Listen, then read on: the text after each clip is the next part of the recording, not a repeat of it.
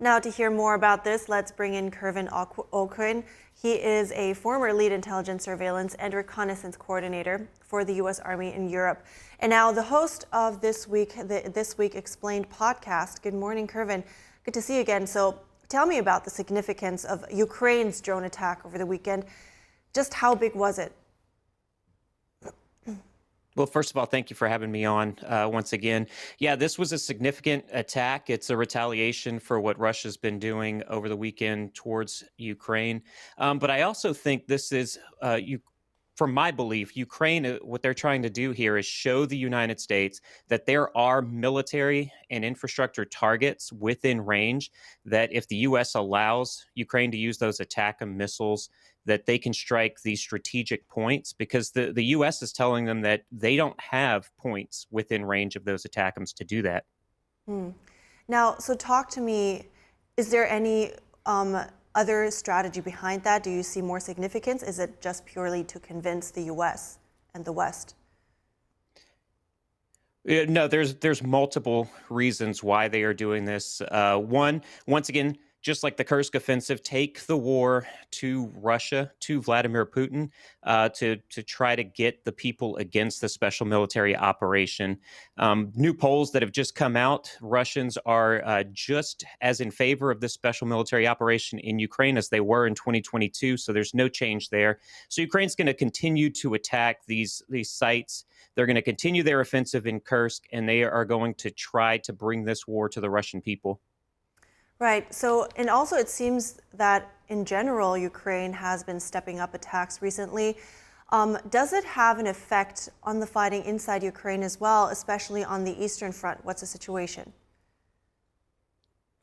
Yeah, well, that's what Ukraine had hoped for, right? They were hoping that Russia would stretch their forces thin, take them over to the Kursk region so that they could then do a counteroffensive into those other heavily fortified areas within Ukraine.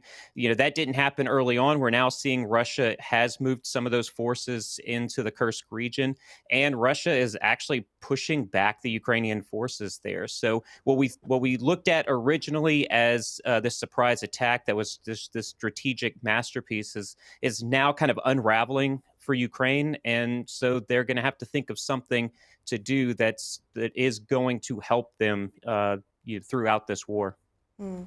We are also seeing that the range of Ukraine's weapons seems to be getting longer. Could that impact the war? What does that tell you? That's definitely what Ukraine is hoping for. Is it going to impact the war right now as we're getting into the winter months? Probably not. In the next 2 to 3 years, as this is a war of attrition, it's going to keep going, and Russia's going to keep pushing bodies into this war. Ukraine could see some advances, especially with these weapons. But the biggest takeaway for me in all of this is what the United States is going to be able to do in the next 2 to 3 years. They're pulling lessons learned and observations from everything that Ukraine is doing, and they can use that in future near-peer or peer-peer conflicts. Now, let's talk about Russia, because Russia also struck Ukraine. A shopping mall, sports center reportedly hit, among other targets. Do you see this also, or in different words, what could be behind Russia's strategy of striking these civilian infrastructures? Well, it's just like I said with Ukraine. Russia is taking it to the Ukrainian people. They are going to make Russia's going to make the Ukrainian people suffer until that gets Zelensky to the negotiating table. We're not going to get either Zelensky or Putin or any mediators to the negotiating table until one side feels that they are in a better situation than the other. And as of right now, that is not happening. As soon as Russia started this invasion, the special military operation, they decided to quickly go into Kyiv. That was a miscalculation, and that is kind of extended this war to where we are right now. And on the Ukrainian side, they just do not have enough firepower. They don't have enough people to actively say that they are winning this war in order to get Putin to the negotiating table. So where do you see either side taking it then to get to that point? What do you see happening with either side's strategy? Right. So Putin is going to continue to escalate. He's going to continue to attack infrastructure in Ukraine. He's going to take it all the way to close to the Polish border in Lviv.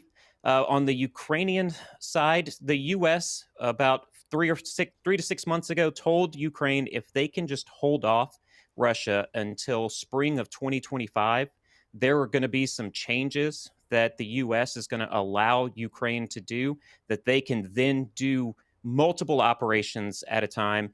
And if that is successful by summer of 2025, we may see some changes here that leads that leads Putin to the negotiating table to discuss with Ukraine. Great insights, Kervin Aucoin. I really appreciate your time this morning. Thank you so much. Thank you for having me.